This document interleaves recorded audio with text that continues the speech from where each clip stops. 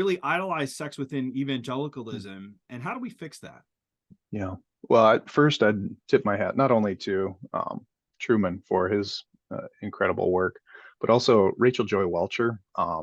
Her book on speaking back to purity culture, I found to be exactly what you were saying. So I'm standing on her shoulders in many ways of kind of espousing this uh, upholding of a biblical sexual ethic, in contrast to those who would see some of the damage that's been done by the purity culture that basically elevates maintaining your virginity and equates that with kind of your holistic biblical fidelity. And if you don't make it to the altar, you're doomed to A terrible sex life and terrible marriage and yes, all of those different pieces. Yeah. all those entailments that come with it that are kind of cringy.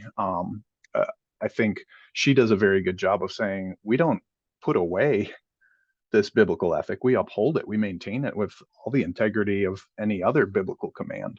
But we also need to pause and say, what is it that's pushed us to so elevate this particular thing? And what are some of the things that maybe we have, the language I use is smuggled in some of the idolatry or the assumptions of the world while baptizing our ethic with biblical principles. And in many ways, this is just drawing on stuff that's coming out of Newbegin, who, when he was living in India for 40 years, saw little temples and enclaves in people's homes in which there were these shrines and physical idols that you could identify. And then he went back to the UK and he said, well, there's not as many shrines, but my idol antenna are certainly detecting idolatry all over the place here. And so if we then come back to considering how does the church handle some of these issues of sexuality and sex, and are there idols that we've sort of smuggled into the sanctuary? I think one of them is one that we have bought the world's expectation that sex and sexual fulfillment equate to total fulfillment. And while we've bought that line that we will be fulfilled if we have that sexual aspect of our life available to us, we've just kind of pushed the ethic to saying that you can't have appropriate sex apart from from being married.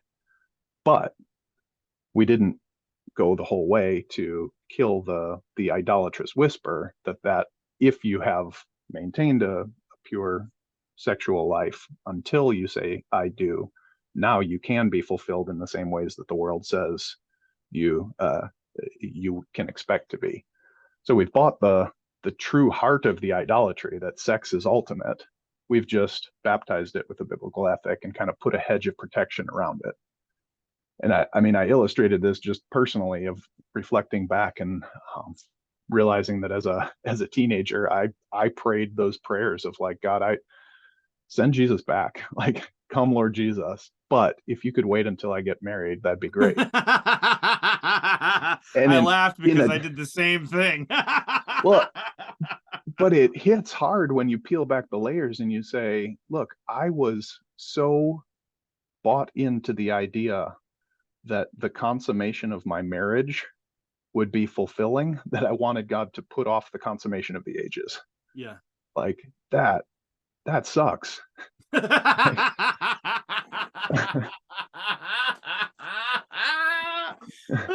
I love it when we get real with theology and bring it into real life. Yeah. It is so but true. Doesn't that peel back how much we have so elevated sex to say that the presence of God restoring creation might not be everything that it needs to be if I haven't been able to engage in sex? Goodness.